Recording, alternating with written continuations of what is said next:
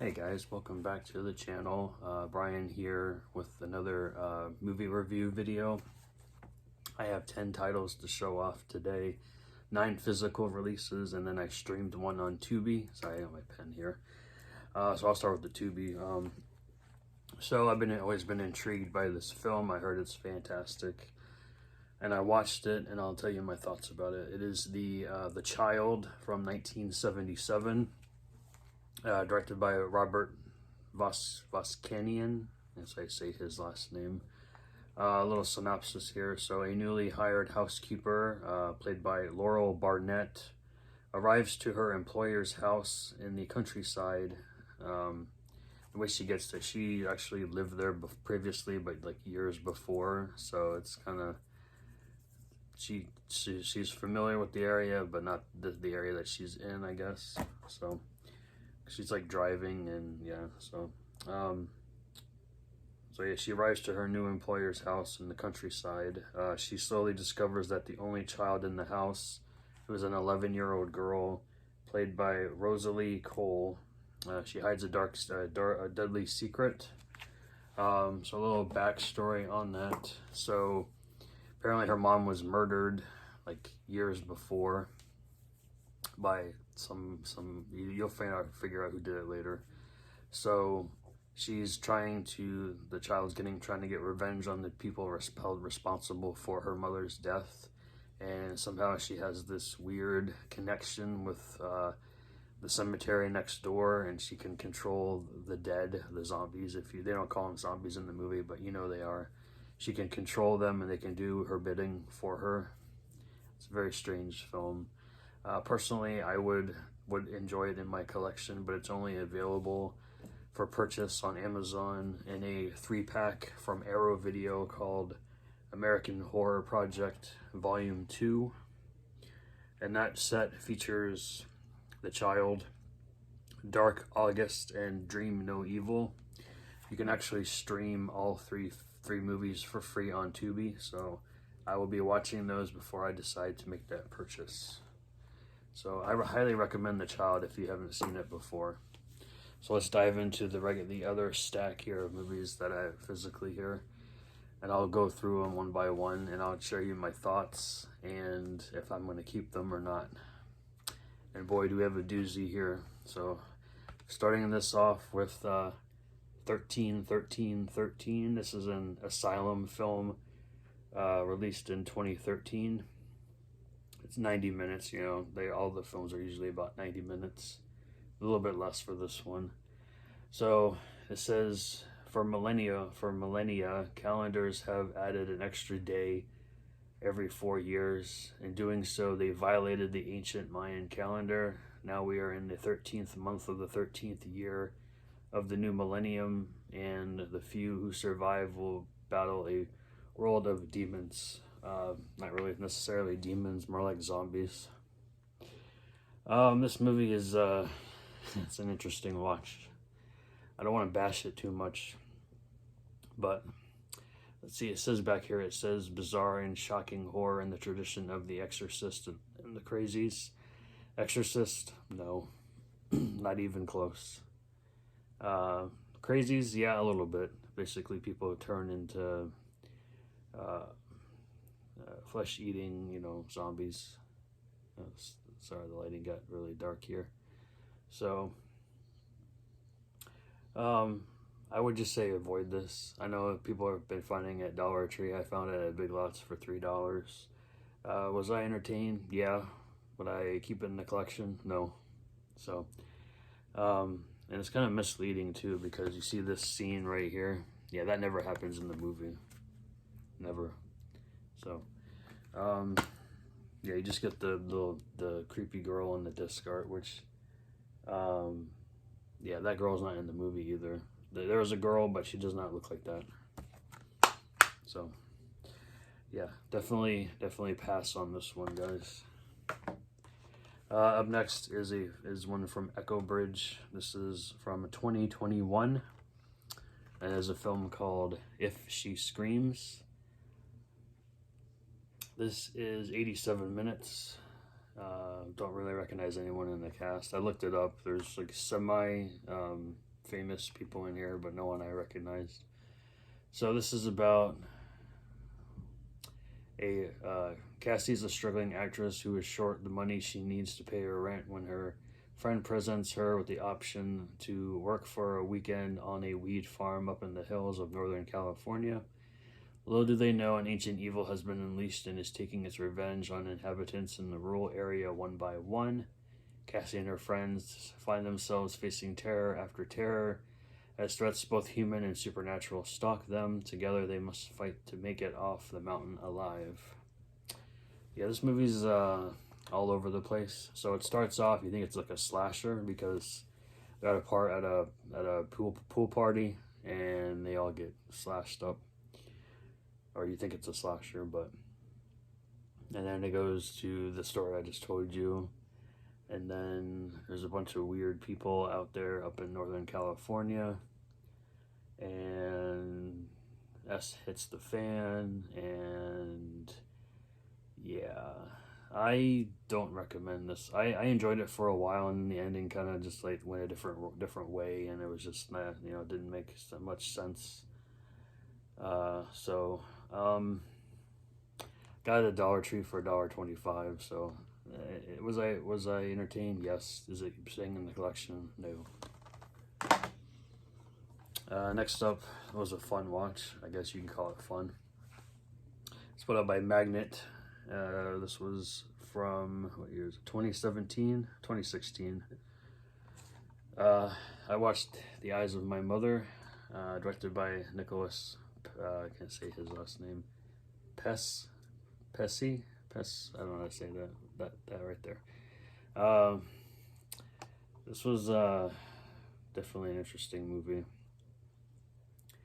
In the secluded farmhouse, a mother, formerly a surgeon, teaches her daughter, Francesca, to understand anatomy and be unfazed by death. But after a shocking event shatters their idyllic life, the young girl must cope with the nightmarish repercussions that echo into adulthood. As she matures, it becomes clear that this beautiful but dangerous young woman has some very peculiar desires. I'd say so. I don't want to give too much away. It is in black and white. It's very effective for this film. So the girl loses her mother. I'm not going to tell you how. You'll watch it if you want. So she's basically living with her father, and then her father, gets old, and then he eventually passes. So then she's by herself on the farm, and she doesn't have any friends, so she goes to the local bar and meets with people and brings them back to the house. And well, I am forgetting to mention one thing that happened when she was a child. She involves her mother, and she pretty much beats the hell out of this one guy, chains him up into the farmhouse, and she takes care of him, of course. But she doesn't want anyone to leave the house because I guess she's alone, and she's lonely, can't relate to anybody. So she's got some screws loose in the head. But then again, she didn't really have anybody to, I guess, bring her up along the way. So I guess her dad did a decent job, but not really. So I recommend watching it, but I'm not keeping it in my collection. So I found this at Dollar Tree a while back. Finally got around to watching it. I think you can find it on Amazon for relatively cheap.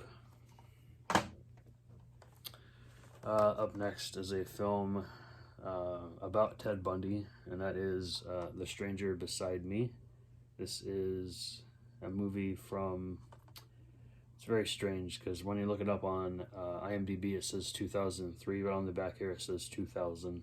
So I don't know which one to go by. So either one, I guess. Early 2000s. This is based on Anne Rule's New York Times bestseller novel called The Stranger Beside Me. It is her eyewitness account because she was a friend of Ted Bundy's when all his antics happened during that time period. Everyone knows the story of Ted Bundy, so I won't really get into it. But it does a decent job, you know. I think not everything in here is like, you know, based on fact, obviously, because it's a movie. They got to change a few things here and there. Did I enjoy it? I was entertained for, how long is this movie? An hour and a half. But I don't think I'm going to keep it in the collection. I think I enjoy other films of Ted Bundy, not necessarily this one in particular, but this is a put out by Mill Creek, and you get a movie spree digital code inside. And I'd say the disc art was pretty cool too. It's just the cover. So I'd say if you're interested in, give it a watch, but it didn't make my shelf. Up next is a film here from Cauldron Films from 2018. This is an Italian film with English subtitles, and it is called Abrakadabra. I like that artwork though. It's really cool, and the music's pretty cool in here too. That music was done by Luciano Onetti, and it was directed by him and Nicolas Onetti. So I guess I don't know, they're in the same family. I don't know if they're brothers or not. Let's see. What the eye sees and the eye hears, the mind believes. 30 years after his father is tragically killed during a magic trick gone wrong, Lorenzo's own magic act is suddenly derailed by a series of gruesome magic-themed murders. Struggling to prove his innocence, he begins to unravel the mystery that leads him through an intricate, bloody trail all the way to his father's demise. Filled with a pulsing goblin-esque soundtrack, which I say this, the soundtrack is pretty awesome. 70s atmosphere and all the earmarks of a classic giallo, Abrakadabra at once pays homage to the bloody films of Dario Argento and Sergio Martino, while firmly taking its own place in the genre alongside its companion films in the Onetti Brothers Giallo trilogy. Francesca, I do own that. I haven't watched that yet, and I do not own Sano Profondo. I think I butchered that. This is a decent film. I thought it was alright. It's only 70 minutes, but it does drag a little bit here and there. This is a cool release from Cauldron. I do enjoy Cauldron films quite a bit. So inside you get... Oh, I guess they have the track listing here for the soundtrack, which is an addition to it. This is the track listing. They sent me 2 copies for some reason. I don't know why. But it tells you who did the music, everyone who plays the instruments. Actually, I think Luciano Onetti plays everything. Yeah. So yeah, it tells you he plays just about everything in here. But you get 14 tracks on the disc. And then you get the Blu-ray and the CD soundtrack inside. I'm on the fence of keeping this one in the collection. I might, because I really enjoyed the music part of it. So, we'll see. I'm not 100% on it just yet. But if you guys like Italian horror, like modern Italian horror that looks like the past, definitely check out Abrakadabra. Oh boy, this one... Alright, I don't know where to start with this one, guys. This is from 2003. There's a film called Near Death. I think it's like 80 some minutes long. Yeah, after 6 minutes, I took it out. Very, very, very, very, very, very low budget, to the point where I just couldn't even watch it. So I'm not even going to bother going over the synopsis here because it's just really bad, and don't pick it up. I think I got an FYE in like the clearance section for like $1 or something, but it's not even worth that. So avoid at all costs. Absolute garbage. All right, so this is definitely ways away from the hot trash that was near death. Finally got around to watching Ghostbusters Afterlife. Loved it. This is staying in the collection. I'm sure you guys know the synopsis. It's in the same Ghostbusters universe as the first film. I'm not sure if it takes place with the second film or not, but had fun with this one. It's quite long though. It's 124 minutes, but it doesn't seem like it when you're watching it. This one stars Carrie Coon, Finn Wolfhard, McKenna Grace. She was awesome in this. Annie Potts is in there for one scene. Of course, you get all the Ghostbusters are in here. Paul Rudd was Paul Rudd. I enjoyed Paul Rudd. I had nothing bad to say about Paul Rudd. This was directed by Jason Reitman, Ivan Reitman's son. And he also co-wrote it with Gil Keenan. And then, of course, Dan Aykroyd and Harold Ramis wrote the original. So, and yes, I'll give it away. Harold Ramis is in this film. He does not speak, and he is a hologram, but that's obvious because he died way before this movie was made. But rest in peace, Harold Ramis. Definitely keeping this in the collection. I gotta say, I got a little teary-eyed when he showed up in the movie. Yeah, a little emotional there. All right, next up we have it's love season out there, is what they say. So I figured I'd watch Psychos in Love. Oh boy, this movie is crazy. But before I get into it, we'll go over the specs here. So this is the Vinegar Syndrome release. So you get the Blu-ray and the DVD. This is the original artwork. I flipped it because I like it more than the new art, which is basically just a bloody face with the little sticker on it. And then you get you get a little booklet inside too of essays and notes about the movie. There's a couple pictures in here too. I don't know if I can show them or not. Well, here's one of the behind the scenes pictures. But yeah, this movie is pretty crazy, pretty bloody. It is a horror comedy. It's not necessarily the best horror comedy in the world. Yeah, that doesn't really happen in the movie, but it's pretty funny picture anyway. So Joe runs a strip club, and Kate is an attractive young manicurist. After bonding over their mutual dislike of grapes, yeah, they play that out through the whole film, and it gets kind of annoying.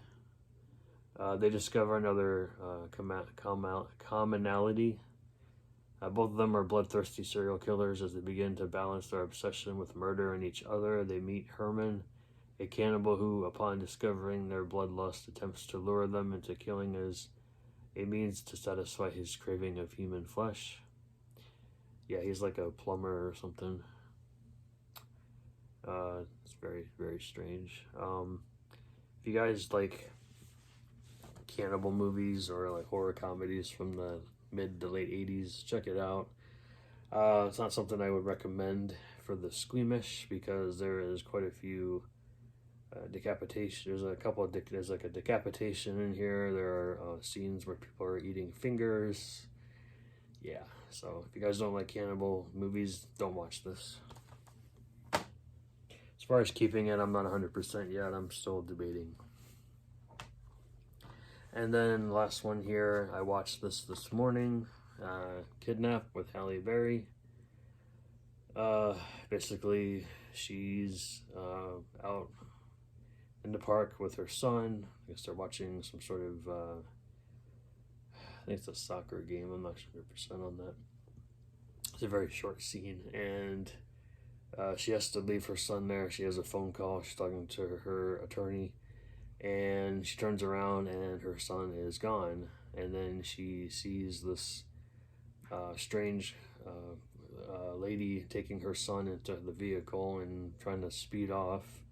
So she goes after them, and she really loves her son that much to put herself in harm's way to get her son back. And it goes from there, and then it gets much worse toward the end. But this movie is only 82 minutes, so it only shows a little bit of it. But this has to do with child trafficking, and it's quite, the thought of it, you know, triggers everybody pretty much, except for people who are into that kind of stuff, which is, it's a sad world we live in, with people trying to steal children for human trafficking. But anyway, I enjoyed Halle Berry in this. Lou Temple and Chris McGinn play the couple that are stealing children. Sage Correa plays her son in this. I think he did a good job as well. You know, it's a typical short thriller with Halle Berry. I do enjoy Halle Berry, but I'm not keeping this in the collection. So there you have it, guys. 10 movies with my thoughts on all of them. So let me know in the comments below if you've seen any of these and what you thought of them. And I will catch you guys next time. Bye.